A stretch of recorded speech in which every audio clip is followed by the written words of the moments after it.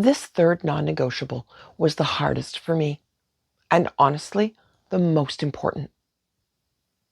Patterns. Not habits in the productivity sense, not routines or morning rituals, but the deep, often invisible ways we respond to pressure, expectation, and fear, especially when we're tired. Hello and welcome. I'm Janet, architect turned creative renewal coach and watercolor artist. At Blueprint to Brushstrokes, I work with mid and late career creative souls who feel emotionally depleted and disconnected from their creative work, or unsure how to sustain creativity alongside an already very full, very real life. My work isn't about hustle or output. It's about recovery, reconnection, and building a creative life that you can sustain. If that is where you are, I've linked my free Creative Confidence Reflection Guide below, as well as a link to the North Star Mini Reset course, if you'd like gentle, structured support to help you get started. This is the fourth of 6 videos in my mini-series, The Creative Non-Negotiables, Redesigning a Creative Life After Burnout. These are dropping every day for 6 days and will be collated in a playlist here. So, if you haven't already, please watch the first videos to help lay the foundation and understanding. This series also connects with my earlier videos, How do we stay creative when everything is changing? And You can't recover from burnout without changing your life, which I will also add to the mini-series playlist. Burnout doesn't usually come from one bad season. It comes from repeated ways of living. In my own recovery, I had to look honestly and gently at the patterns I had carried for decades.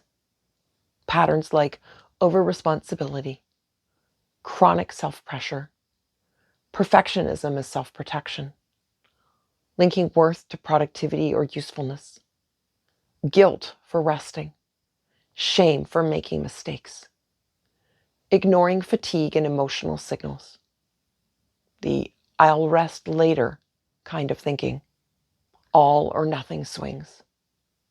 These aren't character flaws. They're not personal failures. They're survival strategies, ways we have all learned to stay safe, be valued, or be needed. Some are learned long before we could even walk or talk. But survival strategies don't make for sustainable adult lives. And here's something important. Before we ever consciously name these patterns, the body usually tells us first. Burnout rarely arrives without warning. I've come to think of these early signals as harbingers of burnout. Messengers that something in the system isn't working anymore. For me, they show up as things like chronic stress that never quite resolves, persistent anxiety or a sense of low-grade dread in my stomach, deep fatigue that sleep doesn't fix, diminished creativity or loss of joy, scattered focus, mental fog, a busy brain that I can't seem to get settled, irritability, a short fuse, and a sudden anger. None of these are weaknesses. They don't mean failure. They are warning signs that your system is running out of buffer. Your bucket is almost empty. Burnout doesn't start with collapse. It starts with signals that we learn to ignore. Therapy helped me understand why these patterns existed. That mattered. But recovery didn't come from awareness alone. It came from changing how I respond. Daily. Same situations, different choices. I think of it now as changing the dance. When pressure shows up now, I don't automatically have to follow it.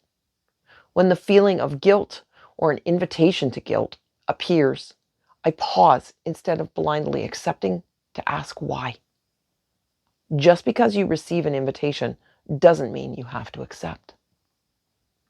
When fatigue signals, I listen, pause, take a break, instead of overriding and just pushing through.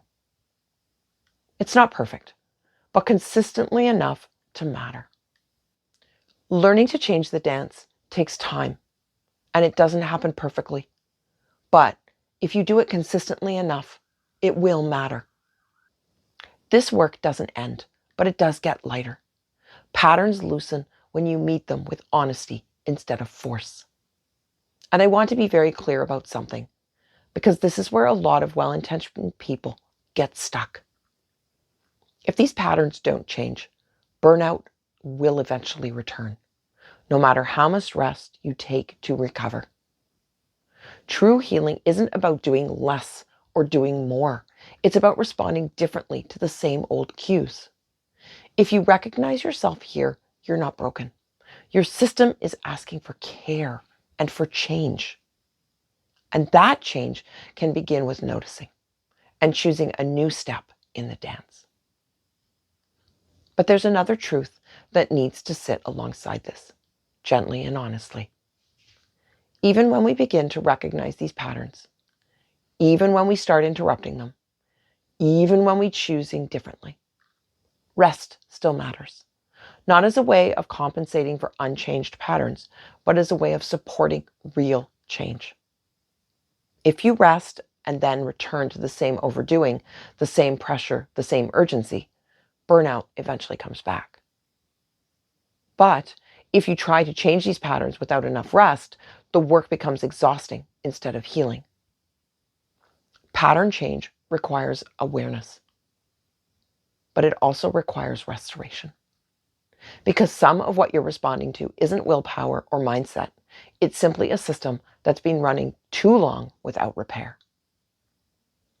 That's why rest isn't optional in recovery. It's not indulgence. It's not collapse. It's what allows your nervous system to stand down long enough for new responses to take root. So in the next video, we'll talk about rest as a non-negotiable.